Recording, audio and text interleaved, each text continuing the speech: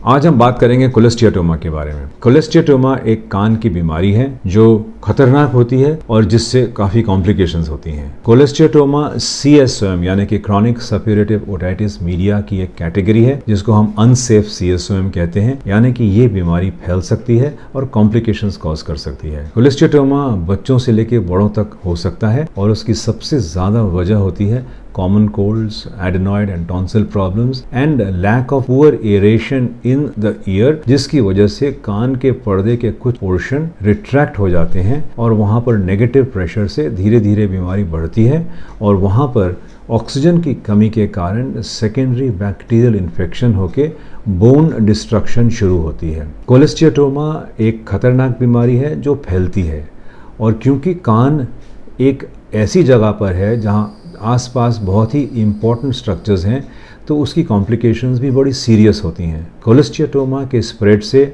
आपको गिडीनेस हो सकती है, आपको कान में टिनिटस हो सकता है, आपको सेंसरी न्यूरल डेफनेस हो सकती है। कोलेस्टियाटोमा अगर फेशियल नर्व की तरफ स्प्रेड कर गया तो आपको उस साइड का फेशियल पैरालिसिस हो सकता है। कोलेस्टियाटोमा कभी कभी ब्रेन की तरफ भी स्प्रेड करता है और आपके कान के पीछे कुछ ब्लड वेसल्स हैं जहां पर वो स्प्रेड करके थ्रोम्बोफ्लेबाइटिस भी कॉज कर सकता है। कोलेस्टियाटोमा का टिपिकल सिम्टम और फीचर होता है intermittent scanty foul smelling year discharge, यानी कि बीच बीच में कान में डिस्चार्ज आता है, क्वांटिटी उसकी कम होती है और उसमें स्मेल बहुत ख़राब होती है।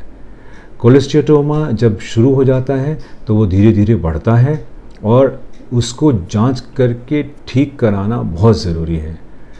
अगर आप ENT स्पेशलिस्ट के पास जाएंगे तो वो आपको अच्छी तरह से ऑटोस्कोपी से इवैल्यूएट करेंगे।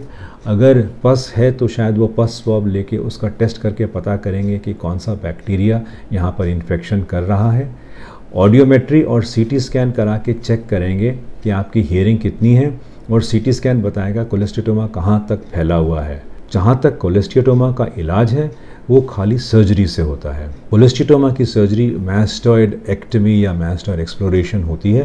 तरह तरह की मैस्टॉइड सर्जरीज होती हैं, from modified radical mastoidectomy to radical mastoidectomy, depending upon the nature of the problem और कोलेस्टियाटोमा ने कितना डैमेज किया है उसके ऊपर उस तरह की सर्जरी हम रेकमेंड करते हैं और प्लान करते हैं। कोलेस्टियाटोमा की सर्जरी के टाइम हम देखते हैं उसने क्या क्या डैमेज किया है अंदर से और उसको प्राइमरी स्टेज में रिकंस्ट्रक्ट करने की कोशिश करते हैं। कभी कभी अगर ये पॉसिबल नहीं हुआ तो हमारा प्राइमरी फंक्शन ईयर को सेव करना होता है।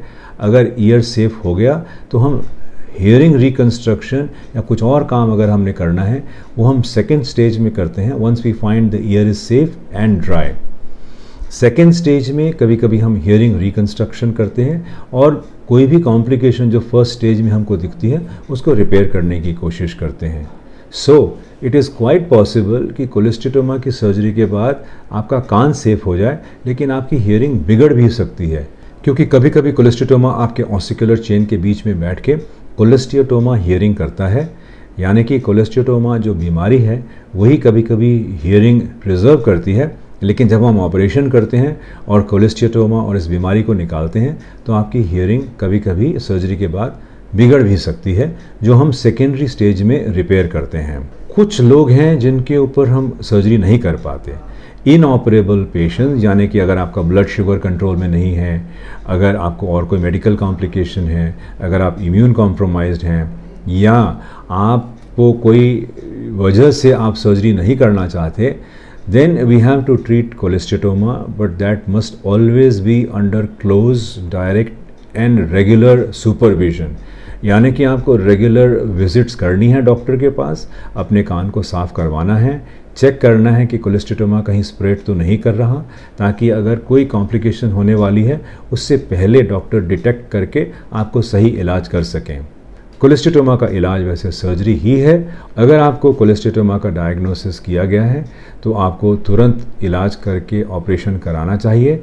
ऑपरेशन में आपको अपने कान को सेव करना चाहिए ताकि कॉम्प्लिकेशन होने से पहले इस बीमारी का इलाज हो जाए। Cholesteatoma in common language is known as skin in the wrong place, और वो स्किन वहाँ पर जाती है जहाँ पर एरेशन कम होती है और उसकी वजह से कान में इन्फेक्शन होती है और इस किस्म के बैक्टीरिया से होती है जिनको कभी कभी कंट्रोल करना मुश्किल हो जाता है।